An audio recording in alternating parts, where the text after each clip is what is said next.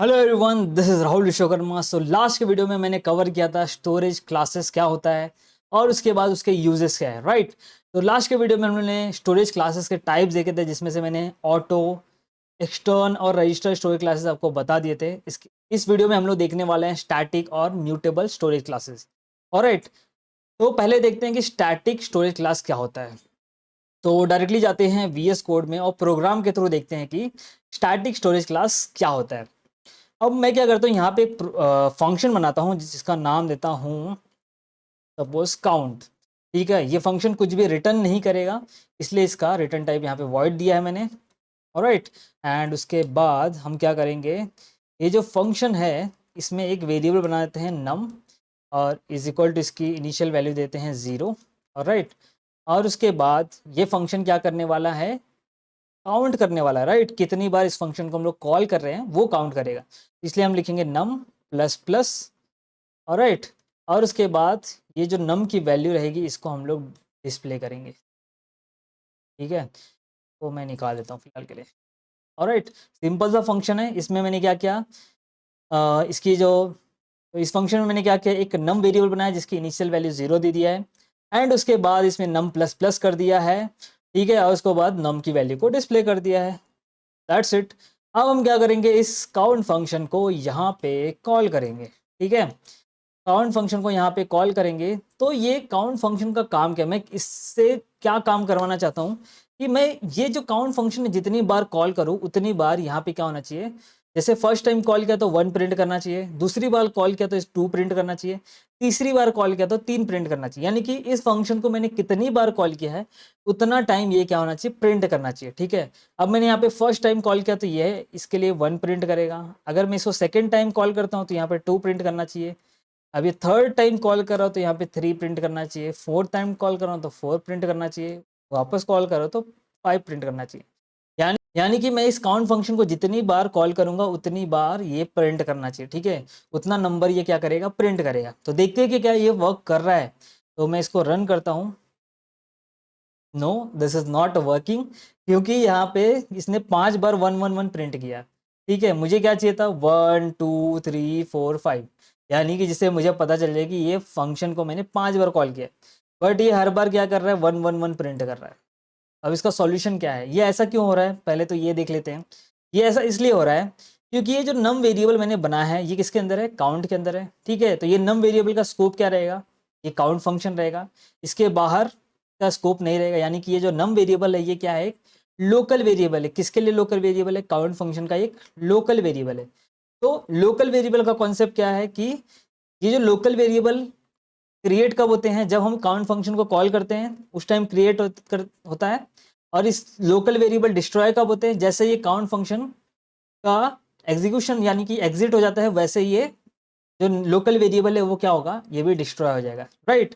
तो जब हम फर्स्ट टाइम काउंट फंक्शन को कॉल कर रहे हैं तो ये नम वेरिएबल क्रिएट हो रहा है और इसकी इनिशियल वैल्यू कितनी हो जा रही है, 0। उसके बाद यहाँ पे नम प्लस प्लस हो रहा है, नम प्लस प्लस यानी कि इसकी जो वैल्यू है 1 हो जा रही है, इसलिए यहाँ पे वहाँ क्या करेगा, नेक्स्ट लाइन में 1 प्रिंट कर रहा है। उसके बाद ये फंक्शन यहाँ इसके बाद खत्म हो गया, तो इसके बाद ये जो नम वेरिएबल है ये डिस्ट्रॉय हो जाएगा। ठीक है, अब जब सेकेंड टाइम हम काउंट फंक्शन कॉल करेंगे तो वापस से क्या होगा, ये नम वेरिएबल वापस क्रिएट होगा, नया नम वेरिएबल क्रिएट होगा। ठीक है, और इसके अंदर क्या होगा, नई वैल्यू यानी कि 0 असाइन होगी। ऑलराइट, उसके बाद वापस से यहाँ पे नम प्लस प्लस होगा तो इसके अंदर कितना हो जाएगा, 0 प्लस 1 कितना हो जाएगा, 1 हो जाएगा। इसके बाद वापस से प्रिंट होगा तो ये वापस से 1 प्रिंट कर रहा है, ना कि 2 प्रिंट कर रहा है। ठीक है, सेम चीज थर्ड टाइम भी होगा। अब देखो, जब सेकंड टाइम हम लोगों ने कॉल किया ये क्रिएट हुआ, वापस से जब सेकंड टाइम का ये काउंट फंक्शन एग्जिट हुआ तो वो भी डिस्ट्रॉय हो गया। वापस थर्ड टाइम कॉल करेंगे तो नया वेरिएबल नम वापस से क्रिएट होगा, वापस इसमें इनिशियल वैल्यू 0 असाइन होगी, और उसके बाद यहाँ पे नम प्लस प्लस करेंगे तो 0 प्लस 1 1 हो जाएगा। इसलिए बार बार 1 1 1 प्रिंट कर रहा है। अब इसका सॉल्यूशन क्या है, सॉल्यूशन ये है कि ये जो नम वेरिएबल बार बार इनिशियलाइज हो रहा है और बार बार क्रिएट हो रहा है, ऐसा कुछ ऐसा सॉल्यूशन नहीं है क्या कि ये जो नम वेरिएबल एक ही बार क्रिएट हो और इसकी जो इनिशियल वैल्यू 0 एक ही बार असाइन हो, उसके बाद बार बार हम सिर्फ इंक्रीमेंट करें। तो पहला सॉल्यूशन ये है कि हम इसको ग्लोबल वेरिएबल बना दें। ठीक है, तो क्या करें, हम लोग ग्लोबल वेरिएबल बना दें। तो ये जो अपना प्रॉब्लम में ये दूर हो जाएगा। तो अभी इसको रन करते हैं, देखते हैं क्या सही चल रहा है। ठीक है, तो जैसा हमको चाहिए था वैसा आ रहा है। पहले 1 प्रिंट हुआ, फिर 2 प्रिंट हुआ, फिर 3 प्रिंट हुआ, फिर 4, फिर 5। ये कैसे हो रहा है? ये ऐसे हो रहा है कि जब नम वेरिएबल यहाँ पे ग्लोबल कर दिया तो हो क्या रहा है कि ये जो नम वेरिएबल है ये एक ही बार क्रिएट होगा। ठीक है, जब ये प्रोग्राम रन होगा तो ये नम वेरिएबल एक ही बार क्रिएट होगा और इसकी वैल्यू इक्वल टू 0 एक ही बार असाइन होगी। ठीक है, अब हम जितनी बार काउंट को कॉल करेंगे तो काउंट को जब कॉल करेंगे तो क्या होगा, ये नम का जो वैल्यू हो सिर्फ इंक्रीमेंट होगा। पहली बार जब कॉल करेंगे तो नम की वैल्यू इंक्रीमेंट होगी। तो पहले 0 थी तो कितनी हो जाएगी 1, उसके बाद यहाँ पे 1 प्रिंट हो जाएगा। फिर सेकेंड टाइम कॉल करेंगे तो अब इसकी वैल्यू कितनी है 1 है ना, तो 1 + 1 कितना हो जाएगा 2 हो जाएगा। तो यहाँ पे ये 2 हो जाएगा यहाँ पे, इसलिए ये 2 प्रिंट कर रहा है। फिर थर्ड टाइम कॉल कर रहेंगे तो यहाँ पे ये हो जाएगा 3 और ये इसलिए 3 प्रिंट कर रहा है। ऐसे ही 4 5 चलेगा। ठीक है, बट यहाँ पे ये तो हो गया ग्लोबल वेरिएबल से हम लोग ने सेम चीज को अचीव किया। क्या ऐसा नहीं कुछ वे है कि जिससे हम लोग लोकल वेरिएबल के थ्रू ही ये चीज कर सके, यानी कि ये वेरिएबल को यहीं पे लोकल में ही हम लोग क्या करें बनाएं और इस यहीं पे यूज करें? तो यस, इसका जो सॉल्यूशन है ये है स्टैटिक वेरिएबल। अगर इस वेरिएबल के पीछे मैं यहाँ पे स्टैटिक लगा दूं तो ये चीज वर्क करेगा। तो कैसे देखते हैं, इसको रन करके पहले इसका आउटपुट क्या सही आ रहा है। तो देखो इस केस में भी ये प्रॉपरली वर्क कर रहा है, यानी कि ये प्रॉपर चल रहा है, राइट। तो ये स्टैटिक वेरिएबल के केस में कैसे हो रहा है, यहाँ पे हो क्या रहा है उसको प्रॉपरली समझते हैं, ध्यान से देखना। ये जो स्टैटिक वेरिएबल होता है, कोई भी स्टैटिक वेरिएबल जो होता है ना, उसका लाइफ टाइम क्या होता है। तो ये स्टैटिक वेरिएबल क्या है, एक लोकल वेरिएबल है। ठीक है, तो ये कब क्रिएट होगा, ये कब क्रिएट होगा, जब हम काउंट फंक्शन, पहला काउंट फंक्शन हम कॉल करेंगे उस टाइम पे ये नम वेरिएबल क्रिएट होगा। ठीक है, बट ये डिस्ट्रॉय कब होगा, लोकल वेरिएबल अगर रहता तो क्या होता है, जैसे ये काउंट फंक्शन का एग्जीक्यूशन खत्म हो जाता है वो डिस्ट्रॉय हो जाता। ठीक है, बट ये जो स्टैटिक वेरिएबल है ना, ये कब डिस्ट्रॉय होगा, जब ये पूरा का पूरा प्रोग्राम एग्जीक्यूट होके खत्म होगा उसके बाद स्टैटिक वेरिएबल डिस्ट्रॉय होता है। ठीक है, तो इसलिए ये ऑलमोस्ट ग्लोबल वेरिएबल की तरह काम कर रहा है। ठीक है, तो इंटरनली कैसे काम करता है थोड़ा और इसको देखते हैं। तो यहाँ पे हम लोग ने क्या किया था, एक स्टैटिक वेरिएबल बनाया। ठीक है, तो जब हम लोग ने स्टैटिक वेरिएबल नम बनाया, ये जो स्टैटिक वेरिएबल, जब हम लोग क्या कर रहे हैं फर्स्ट टाइम काउंट फंक्शन को कॉल कर रहे हैं तो कंपाइलर यहाँ पे जा रहा है, देख रहा है ओके यहाँ पे एक वेरिएबल है नम जिसका डेटा टाइप इंटीजर है, बट ये क्या है एक स्टैटिक वेरिएबल है। ओके, और इसकी वैल्यू कितनी है इनिशियल 0। तो क्या करेगा, इसको मेमोरी में एक ब्लॉक असाइन करेगा। ठीक है, इसको मेमोरी में नम वेरिएबल को एक ब्लॉक असाइन करेगा जिसका एड्रेस सपोज 1000 है और इसकी वैल्यू इनिशियली कितने दे देगा 0 दे देगा। ऑलराइट, अब यहाँ पे आएगा वो क्या होगा, नम प्लस प्लस होएगा। नम प्लस प्लस होएगा तो इसकी वैल्यू कितनी हो जाएगी 1। तो अब क्या करेगा, इसकी वैल्यू 0 से हटा के 1 हो जाएगी। ठीक है, अब उसके बाद ये जो नम सी आउट किया हम लोगों ने नम, तो यहाँ पे इसलिए यहाँ पे 1 डिस्प्ले हुआ।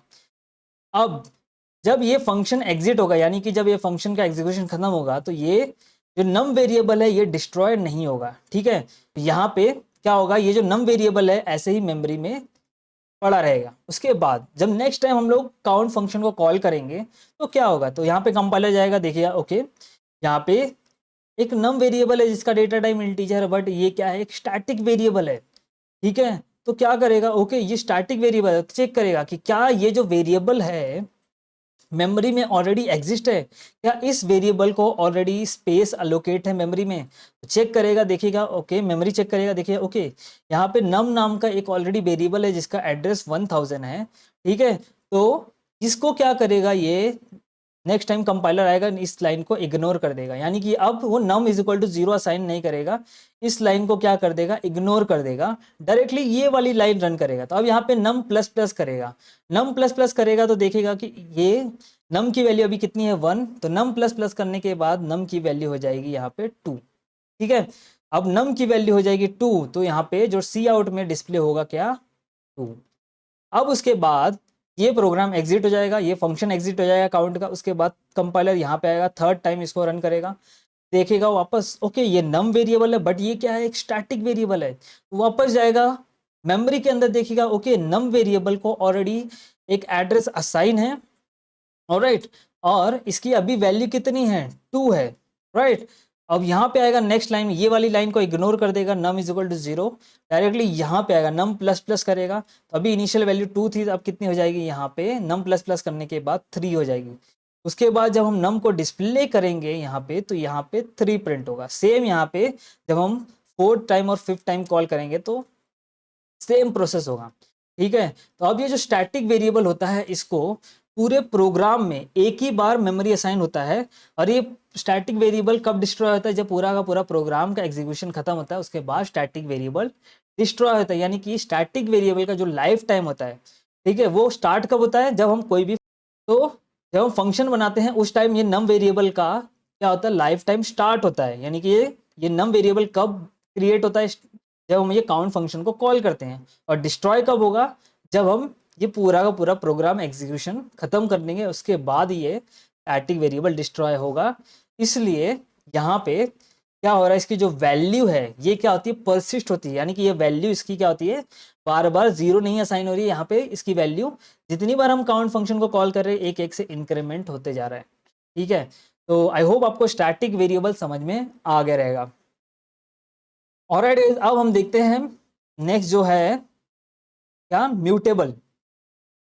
म्यूटेबल का मतलब क्या होता है, म्यूटेबल का मतलब मॉडिफाइबल, जिसको हम लोग क्या कर सकते हैं, मॉडिफाई कर सकते हैं। और इसका उल्टा होता है अनम्यूटेबल, जिसको हम लोग मॉडिफाई नहीं कर सकते हैं, ठीक है। तो इसको डायरेक्टली हम लोग समझते हैं प्रोग्राम के थ्रू, ठीक है। तो म्यूटेबल जो मोस्टली यूज होता है वो क्लासेस ऑब्जेक्ट के ऊपर होता है। क्लास का जो ऑब्जेक्ट होता है उसको जब हम लोग कॉन्स्ट बनाते हैं उसके ऊपर यूज होता है। तो डायरेक्टली हम लोग क्लास के थ्रू समझते हैं। तो मैंने अभी तक क्लास नहीं बताया, कैसे क्रिएट किया जाता है, कैसे बनाया जाता है, क्या यूजेज है, इसको हम लोग आगे पढ़ने वाले आगे के वीडियो में। फिर भी मैं बताता हूँ। तो क्लास कैसे बनाया जाता है, क्लास बनाया जाता है क्लास की वर्ड से, ठीक है। उसके आगे आप अपने मन से कुछ भी नाम दे सकते हो। मैं इसका नाम डेमो देता हूँ, आप अपने मन से कुछ भी नाम दे सकते हो, ठीक है। तो ये बन गया अपना क्लास, ठीक है। इसको ज़्यादा डीप में समझने की अभी जरूरत नहीं है, सिर्फ मैं आपको म्यूटेबल का कॉन्सेप्ट समझाने के लिए आपको क्लास बता रहा हूँ। अब मैं क्या कर सकता हूँ, क्लास के अंदर कुछ भी वेरिएबल डिफाइन कर सकता हूँ। तो यहाँ पे अब देखोगे तो मैंने 2 वेरिएबल बनाया है, एक एक्स वेरिएबल बनाया है, एक वाई वेरिएबल बनाया है, और उसके ऊपर पब्लिक लगाई, यानी कि ये वेरिएबल पब्लिकली अवेलेबल है। अब ये पब्लिक कीवर्ड क्या होता है, प्राइवेट क्या होता है, हम लोग क्लासेस के कॉन्सेप्ट डीप में पढ़ेंगे तो देखेंगे। सिर्फ आप देख लो कि ये क्लास है, इसके अंदर 2 वेरिएबल बनाए हैं, ठीक है। अब ये 2 वेरिएबल को आप डायरेक्टली ऐसे एक्स और वाई करके एक्सेस नहीं कर सकते। इसको अगर आपको एक्सेस करना है, यूज करना है, तो आपको क्या करना पड़ेगा, ये जो क्लास है इसका ऑब्जेक्ट बनाना पड़ेगा। तो ऑब्जेक्ट कैसे बनाओगे, तो यहाँ पे मैं बनाता हूँ डेमो सपोज डी। तो यहाँ पे आपको लिखना है क्लास का नाम, उसके बाद यहाँ पे लिखना है डी। तो ये डी क्या है, इस क्लास का ऑब्जेक्ट है, ठीक है। अब ये डी के थ्रू मैं क्या कर सकता हूँ, ये एक्स और वाई को एक्सेस कर सकता हूँ, ठीक है। तो पहले मैं क्या करता हूँ, एक्स और वाई की इनिशियल वैल्यू दे देता हूँ, इसको एक इनिशियल वैल्यू असाइन कर देता हूँ। तो अगर मुझे एक्स और वाई को इनिशियल वैल्यू असाइन करना है तो 2 तरीके से कर सकते हैं, एक तो कंस्ट्रक्टर या फिर ऐसे में ही कर सकता हूँ, ठीक है। मैं डायरेक्टली अगर मैं ऐसे लिखता हूँ ना, तो एक्स और वाई की वैल्यू असाइन हो जाती है। यानी कि अब आपका जो यहाँ पे एक्स की वैल्यू हो जाएगी 5 और वाई की वैल्यू हो जाएगी 10, ठीक है। आपके एक्स की वैल्यू कितनी हो गई, 5 और वाई की वैल्यू 10। अगर मुझे चेक करना है कि क्या ऐसा ही है, तो मैं यहाँ पे क्या करता हूँ, डिस्प्ले कर देता हूँ, ठीक है। एक्स और वाई की वैल्यू को डिस्प्ले कर देता हूँ पहले,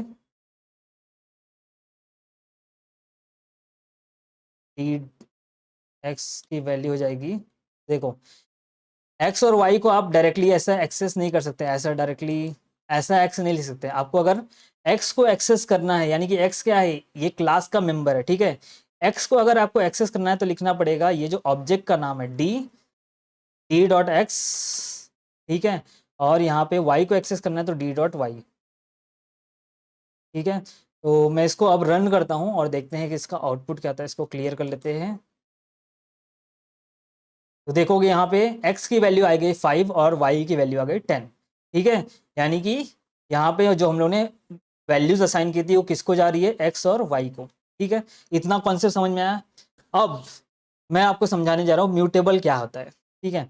तो मैंने आपको एक वीडियो में बताया था कॉन्स्ट कीवर्ड क्या होता है। अगर मैं कॉन्स्ट कीवर्ड किसी भी वेरिएबल के पीछे लगा देता हूँ तो उस वेरिएबल की वैल्यू मॉडिफाई नहीं कर सकते आप, राइट। उसका लिंक मैं डाल दूंगा उस वीडियो का, जिसमें मैंने कॉन्स्ट कीवर्ड बताया था, कॉन्स्ट का यूजेस क्या है वेरिएबल के लिए। वैसे ही अगर मैं कॉन्स्ट को किसी ऑब्जेक्ट के पीछे लगा दूं तो इस ऑब्जेक्ट के वेरिएबल्स की वैल्यू को आप मॉडिफाई नहीं कर सकते।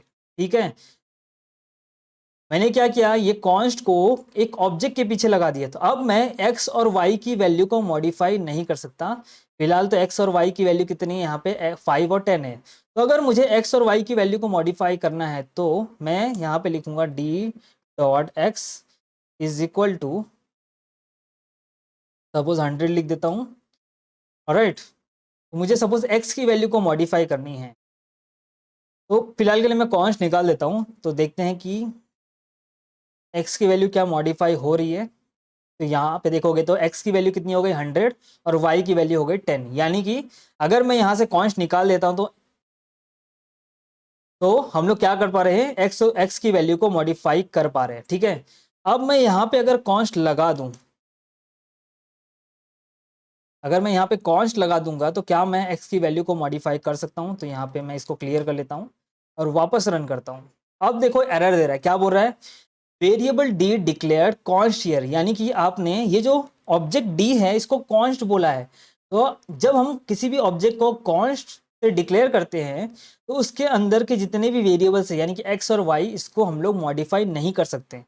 ठीक है, तो यहाँ पे हम लोग जो कर रहे हैं एक्स और वाई को मॉडिफाई, ये रॉन्ग हो रहा है। इसलिए अगर मैं इसको अभी कमेंट कर दूं तो यहाँ पे देखोगे तो ये प्रॉपरली, इसको क्लियर करते हैं। अब मैं इसको रन करके आपको दिखाता हूँ। तो यहाँ पे देखो x और y की वैल्यू प्रॉपरली प्रिंट हो रही है, बट क्योंकि मैंने यहाँ पे इस ऑब्जेक्ट d को कॉन्स्ट बना दिया है तो इसलिए मैं उसके x और y की वैल्यू को मॉडिफाई नहीं कर पाऊंगा। ठीक है, अगर मुझे अब x और y की वैल्यू को मॉडिफाई करना है, फिलहाल के लिए मुझे x की वैल्यू को मॉडिफाई करना है, तो मैं क्या करूंगा, इसको म्यूटेबल बना सकता हूँ। म्यूटेबल का मतलब मैंने आपको क्या बताया था, म्यूटेबल का मतलब जिसकी वैल्यू को मॉडिफाई कर सकते हैं। ठीक है, तो अगर मैंने किसी भी ऑब्जेक्ट को एज अ कॉन्स्ट डिक्लेयर किया, फिर भी उसके किसी डेटा मेंबर यानी कि किसी वेरिएबल को मुझे क्या करना है, मॉडिफाई करना है, तो उसके पीछे सिर्फ आपको म्यूटेबल लगा देना है, दैट्स इट।